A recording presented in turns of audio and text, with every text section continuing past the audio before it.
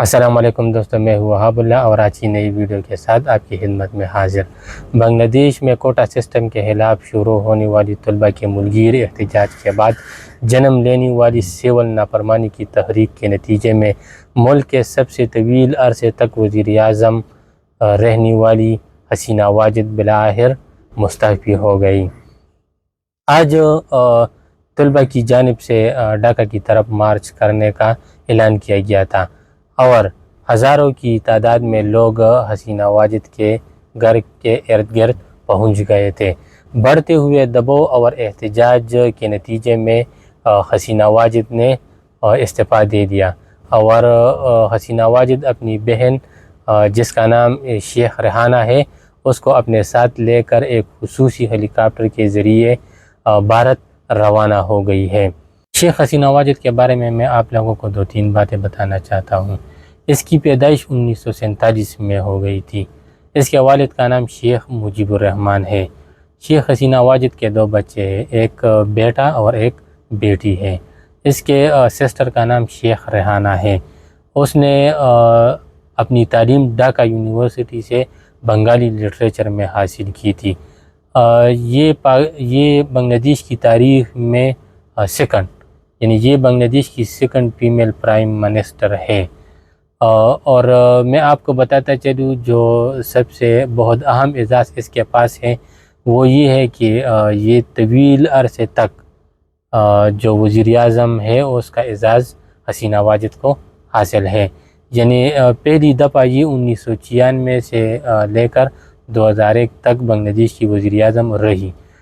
Second یہ 2009 سے لے کر 2024 تک یعنی 5 اگست 2024 تک بنگلہ دیش کی پرائم منسٹر رہی اور طویل عرصہ تک رہنے والی جو اعزاز ہے وہ حسینہ واجد کے پاس ہے۔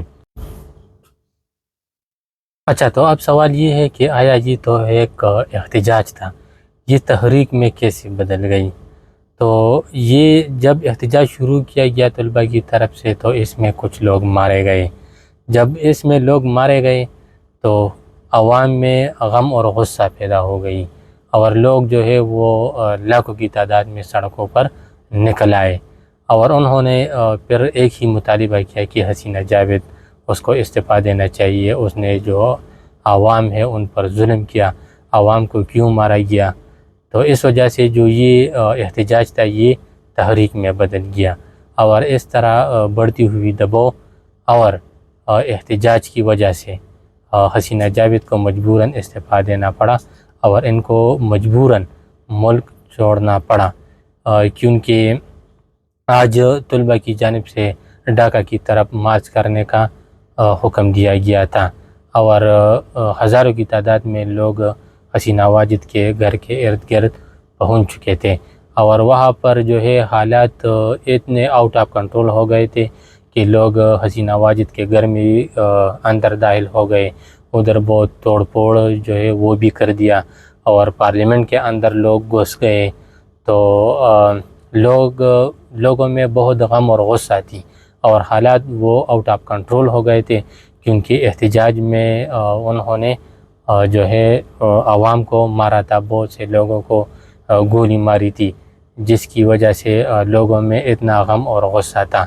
اب جو ہے آرمی کی طرف سے صدر کے مشاورے کے بعد اور جتنے ادھر سیاسی پارٹیاں ہیں ان کی مشاورت کے بعد آرمی نے عبوری حکومت بنانے کا اعلان کر دیا ہے اور جس وقت میں یہ ویڈیو ریکارڈ کر رہا ہوں تو ابھی تک شاید اس کے جو